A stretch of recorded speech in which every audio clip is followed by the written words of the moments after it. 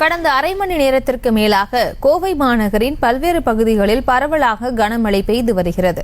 இது குறித்த கூடுதல் விவரங்களை மத செய்தியாளர் அருண் வழங்கிட கேட்கலாம். அருண், வணக்கம். மேலும் விவரம். வணக்கம். கோவையில சுட்டரிக்கும் வெயிலின் இடையில கடந்த 2 மாதத்திற்கு மேலாக இந்த வெயில் சுட்டரித்து வந்தது. இந்த சூழல்ல தான் கடந்த சில தினங்களாகவே தொடர்ந்து பிற்பகலில் மழையானது பெய்து வருகிறது.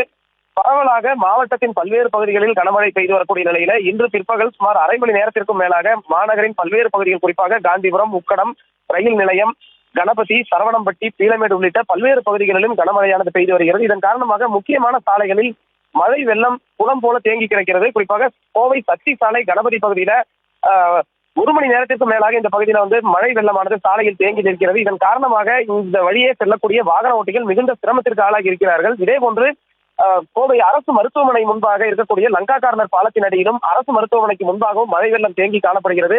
இது மட்டுமின்றி கோவை மாவட்ட ஆட்சியர் அலுவலக வளாகத்தில் அமைக்கப்பட்டிருக்கக்கூடிய இருசக்கர வாகன நிறுத்தும் இடத்தின் மேற்கூரையானது முற்றிலும் சரிந்து விழுந்திருக்கிறது. இந்த திடீரென ஏற்பட்ட இந்த விபத்தின் காரணமாக அங்கு நிறுத்தப்பட்டிருந்த சுமார் 15க்கும் மேற்பட்ட இருசக்கர வாகனங்கள் பாதிப்புக்குள்ளாகி இருக்கின்றன. அதிர்ஷ்டவசமாக அந்த கூரைக்கு அடியில் யாரும் நிற்காததால் எந்த விதமான பாதிப்பும் ஏற்படாத வகையில் இருக்கிறது. இருந்தாலும் 15க்கும் மேற்பட்ட இருசக்கர வாகனங்கள் அங்கு சிக்கக்கூடிய நிலையில தற்போது அதிகாரிகளுக்கு தகவலானது அளிக்கப்பட்டிருக்கிறது. இதைத் தொடர்ந்து இன்னும் ஒரு சில நிமிடங்கள்ல அதிகாரிகள் அந்த இடத்துல மீட்பு பணியானது நடைபெற இருக்கிறது. பல்வேறு பகுதிகளிலும் தொடர்ந்து மழையானது பெய்து வரக்கூடிய நிலையில வாகன ஓட்டிகளும் பொதுமக்களும் இயல்பு வாழ்க்கையானது பாதிக்கப்பட்டிருக்கிறது. அதே வேளையில தொடர்ந்து 2 மாதத்திற்கு மேலாக அதிகப்படியான வெப்பநிலை வந்த சூழல்ல வறட்சியானது தற்போது நீங்கி இருக்கக்கூடிய சூழல்ல இந்த மழையின் காரணமாக பொதுமக்கள் மற்றும் விவசாயிகள் ஒரு வகையில மகிழ்ச்சி அடைந்திருக்கிறார்கள். வெப்பமும் தணிந்து ஒரு குளிர்ச்சியான சூழலும் நிலவி வருகிறது. பிரியங்கா, விவரங்களுக்கு நன்றி அருண். செய்திகளை உடனுக்குடனும் துல்லியமாகவும் தெரிந்து கொள்ள சப்ஸ்கிரைப் பண்ணுங்க.